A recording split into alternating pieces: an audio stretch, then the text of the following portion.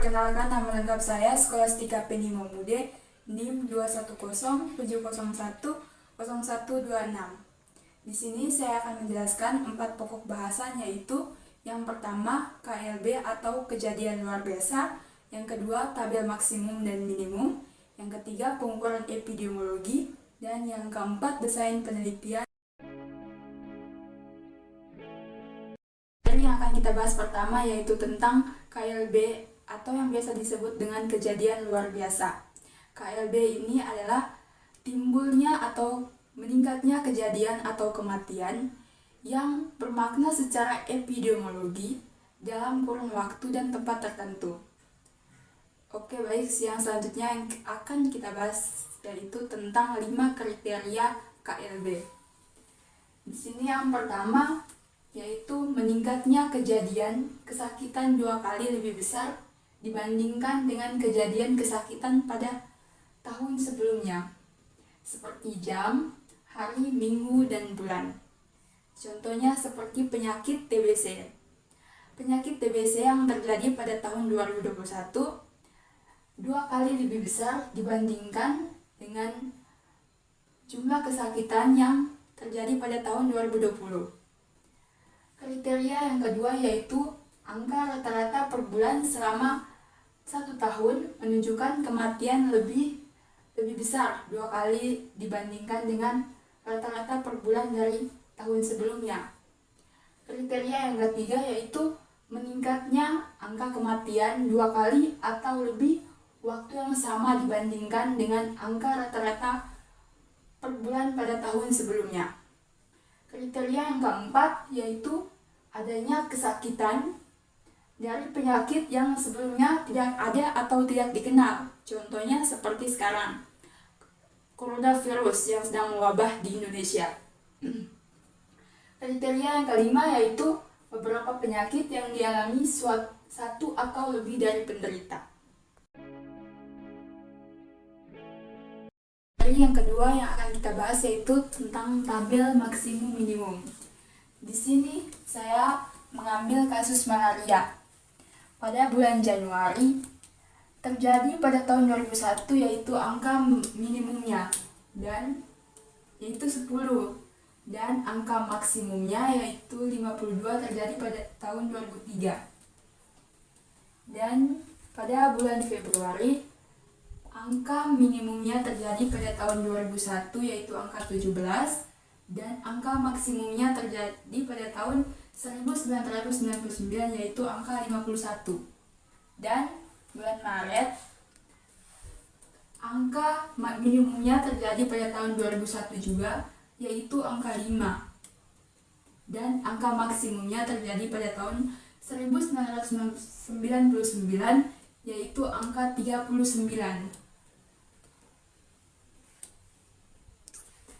Begitupun dengan bulan-bulan selanjutnya. Materi selanjutnya yang akan kita bahas yaitu pengukuran epidemiologi. Kita langsung saja masuk ke contoh soal. Contoh soal yang pertama yaitu di sebuah desa terdapat 4 juta penduduk. Jumlah kasus malaria pada tahun tersebut adalah 65 kasus. Dan jumlah kasus pada tahun yang lalu adalah 45 kasus. Tentukan incident rate, prevalence rate, dan attack rate. Rumus incident rate yaitu jumlah penderita baru per jumlah populasi dikali konstanta. Di sini jumlah penderita barunya yaitu 65 per jumlah populasi 4 juta dikali 10 juta sebagai konstantanya. Jadi ini dicoret, jadi 65 per 4 sama dengan 16,2 dikali 10 sama dengan 162. Yang berikut prevalence rate. Rumus dari prevalence rate yaitu jumlah penderita baru ditambah jumlah penderita lama per jumlah seluruh penduduk dikali konstanta. Di sini jumlah penderita barunya 65 ditambah jumlah penderita lama yaitu 45 per jumlah seluruh penduduk yaitu 4 juta dikali 10 juta sebagai konstanta.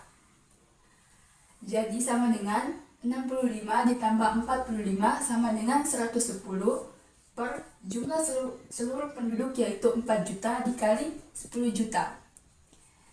Jadi coret 110 per 4 sama dengan 27,5 dikali 10 sama dengan 275. Yang berikut attack rate. Rumus dari attack rate yaitu jumlah penderita baru per jumlah penduduk dikali konstanta. Jadi jumlah penderita barunya 65 dikali per jumlah populasi 4 juta dikali konstanta yaitu 10 juta. Jadi ini dicoret hasilnya yaitu 162.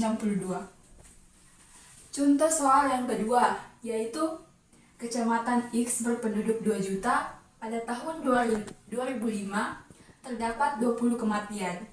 8 diantaranya penyakit TBC. Jumlah penderita TBC pada tahun 2005 adalah 100. Tentukan CMR, SMR, dan CFR. Di sini CMR-nya sama dengan 20 per 2 juta dikali 1 juta. Jadi sama dengan 20 per 20 sama dengan 0,1. Yang berikut SMR. Di sini 8 per 2 juta dikali 1 juta. Jadi ini coret 8 per 2 sama dengan 4. Yang berikut CFR. Di sini 8 per 100 dikali 100%. Jadi hasilnya 8%. Yang berikut rasio. Jumlah penduduk di kota A 3.000 orang yang berjenis kelamin laki-laki dan 200